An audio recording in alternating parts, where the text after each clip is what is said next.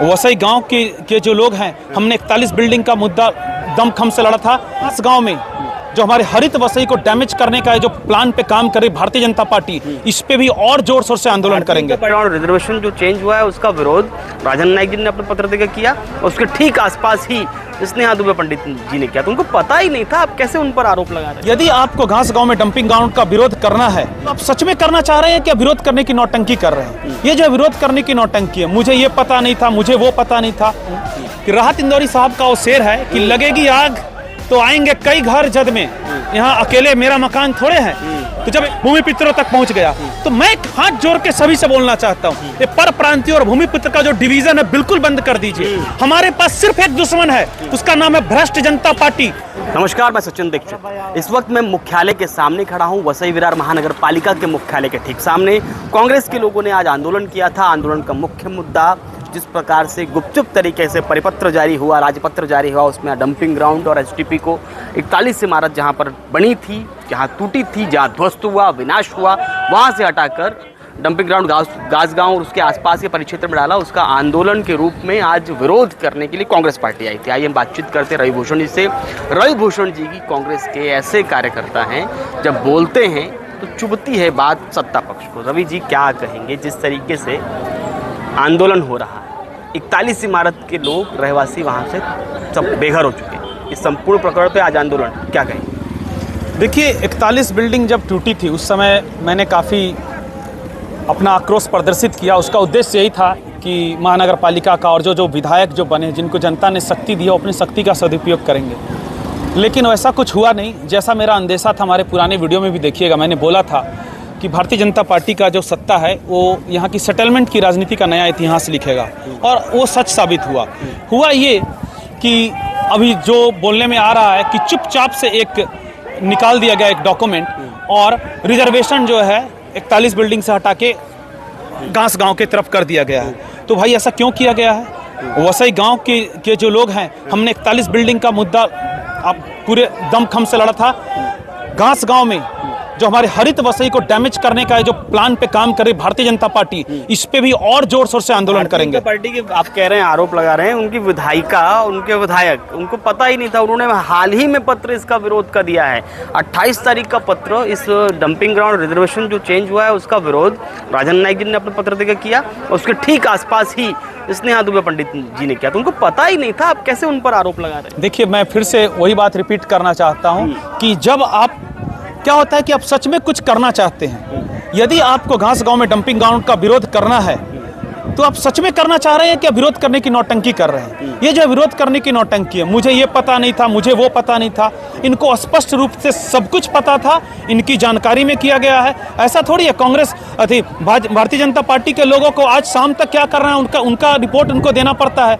एक मजदूर की तरह काम करते हैं, एक गुलाम की तरह काम करते हैं ये लोग। गुलाम नहीं, वो स्वतंत्र रूप से काम करते हैं। बोलते हैं राष्ट्र प्रथम, भारत को सबसे आगे ले जाने वाली पार्टी कोई है तो भारतीय जनता पार्टी। आप कह रहे गुलाम करके बन के काम? नहीं, भारतीय जनता पार्टी का जो पहला उद्देश्य ये है कि जो 80% जो हिंदू है ना, पहला इनका टारगेट यही है कि एक बार ये 80% हिंदुओं पे ये कब्जा कर लिए तब इनके पास कोई लड़ाई ही नहीं बचेगी। लेकिन हम जितने भी सेक्युलर हिंदू लोग, हम लोग इस बात में विश्वास रखते हैं कि हिंदू मुस्लिम सिख ईसाई आपस में भाई भाई, और भारतीय जनता पार्टी की जो सोच है, विचारधारा, उसके खिलाफ हम लोग लगातार लड़ते रहेंगे।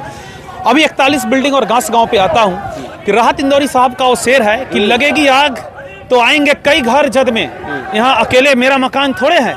तो जब 41 बिल्डिंग का मुद्दा चल रहा था तो बहुत सारे लोगों ने ये बोला कि अरे पर प्रांतियों का मुद्दा है, हम चुप बैठते हैं। आज 41 बिल्डिंग का मुद्दा उठ के कहाँ चले गया? वसई गांव में चल गया, भूमि पुत्रों तक पहुंच गया। तो मैं हाथ जोड़ के सभी से बोलना चाहता हूँ, ये पर प्रांतीय और भूमि पुत्र का जो डिवीजन है बिल्कुल बंद कर दीजिए। हमारे पास सिर्फ एक दुश्मन है, उसका नाम है भ्रष्ट जनता पार्टी। आइए एक साथ मिलकर उनसे लड़े।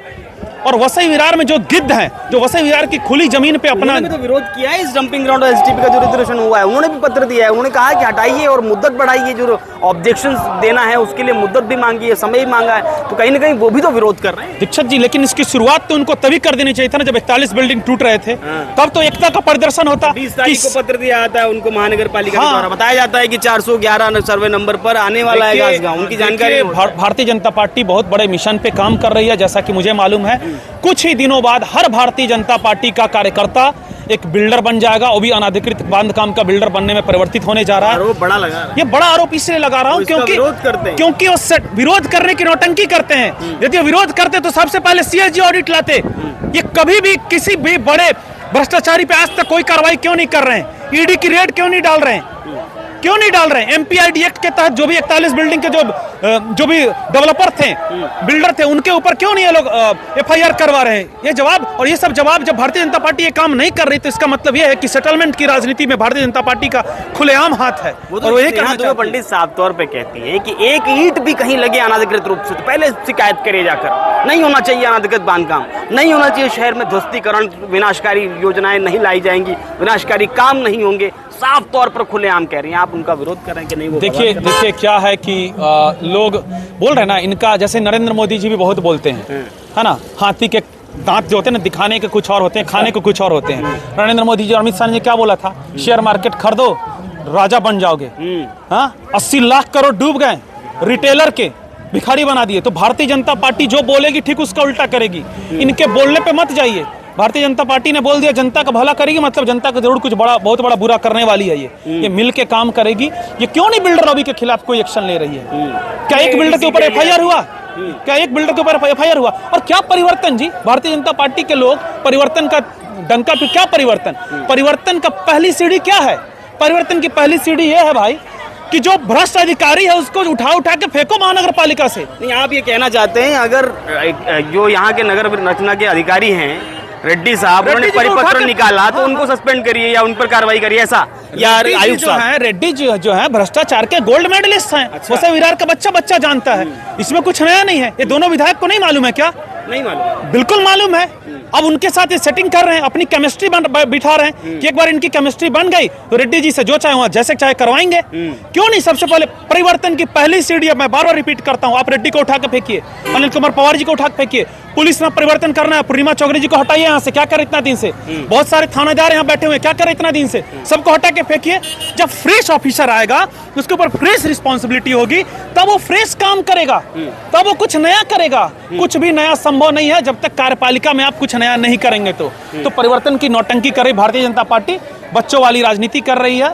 ये सब एक्सपोज हो चुकी है सर। धन्यवाद। यानी कि अब ये घासगांव में जो डंपिंग ग्राउंड STP आने वाला है, इसको अब सहन नहीं करेंगे। कांग्रेस पार्टी पुरजोर विरोध करेगी, चाहे कुछ भी करना पड़े। हर हाल में करेंगे और बहुत सारे इनोवेटिव तरीके सोच लिए हैं, अभी आपको नहीं बताऊंगा, लेकिन बिल्कुल करेंगे। वो जो खाली जमीन है वसई विरार के लोगों की जमीन है, कैसे अपनी जमीन के लिए लड़ा जाता है। हम लोग जल जंगल जमीन के लड़ने वाले लोग हैं। झारखंड के आदिवासी लोग कैसे लड़ते थे हमें मालूम है, भगवान बिरसा मुंडा कैसे लड़ते थे हमें मालूम है। तो कैसे लड़ना है, घासगांव की जमीन के लिए बिल्कुल लड़ेंगे और इनके दांत खट्टे कर लेंगे। और भारतीय जनता पार्टी भूल जाए 100 नगर सेवक, भूल जाए एक थी भारतीय जनता पार्टी, वो साल नौबत आ जाएगी। ये होने वाला है सर। एक थी भारतीय जनता पार्टी वसई विरार। नहीं, भारतीय जनता पार्टी का जो है ना कि 100 नगर सेवक का पहले सोच लिया इन्होंने। कोई गलती से भी कमल का बटन नहीं दबाएगा साहब। ये हमारे शहर वालों के लिए भी खतरनाक है, गाँव वाले के लिए भी खतरनाक है। ये भूमिपुत्र के लिए भी खतरनाक है, कर्म भूमिपुत्र के लिए भी खतरनाक है। हम दोनों भाई मिलकर काम करें, भारतीय जनता पार्टी को नेस्तो नाबूद कर इस पे काम करना ही पड़ेगा। चलिए, रवि भूषण थे कांग्रेस के, इनका साफ तौर पे कहना है चाहे कुछ भी हो जाए, डंपिंग ग्राउंड STP का जो फरमान जारी हुआ है उससे बर्दाश्त नहीं करेंगे। आंदोलन तीव्र होगा, चाहे कुछ भी करना पड़े। और भारतीय जनता पार्टी के खिलाफ आने वाले समय में कांग्रेस और लामबंद होगी और मोर्चा इसी तरह चलाती रहेगी और इसी तरह से अपने कार्यशैली को आगे बढ़ाएगी। अब देखने की होगा कि भारतीय जनता पार्टी इन सब माहौल पर क्या कुछ करती है।